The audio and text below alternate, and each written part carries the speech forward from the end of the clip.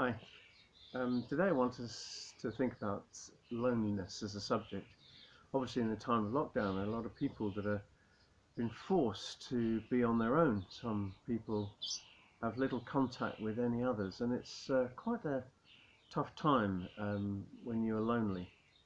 In the Bible that I've been using for some of these prompting some of these thoughts, there's a section called When Loneliness Prevails, and it says this: loneliness is the feeling that we experience when we hunger for human companionship but are bereft of it. It is important, however, to differentiate between loneliness that arises from circumstances beyond our control, when we're shut in, perhaps by sickness or COVID or disability or whatever, and loneliness that comes from an inability to relate to others. So on the next 2 days we're going to just look at those sort of two things. But when we're lonely because of life circumstances, we can often feel that we are bereft of any comfort at all. But I want us to remember that we can never be shut off from heaven. Nothing can interfere with our communication with with Jesus and with the presence of him in our circumstances.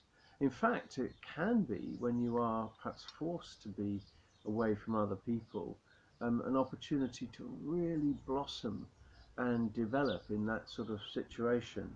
We're not alone.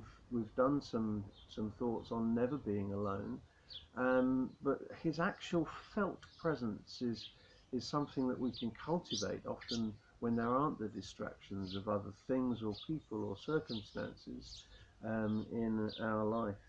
In John 14, we're told that we will never be left as orphans, and that he is coming to us. In verse 18 it says he's actually coming to us. And so in today, whatever situation you find yourself, God is seeking to come to you. He's actually making his way to you. And if he finds you in some form of isolation, you will probably be in a more ready place to receive him when he comes. And I also want to encourage you, perhaps you're going to be really busy today, I don't know what your day holds, but for you to take a step towards Jesus when he's coming. In James chapter 4 it says, draw near to God and he will draw near to you. It says that in verse 8.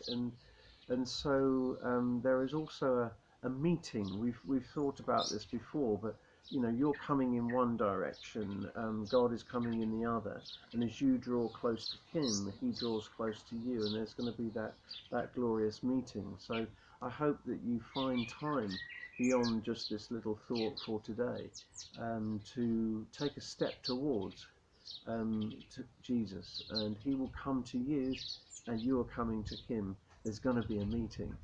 I want you to really enjoy that meeting and that encounter with the living, risen Saviour, Jesus Christ, today.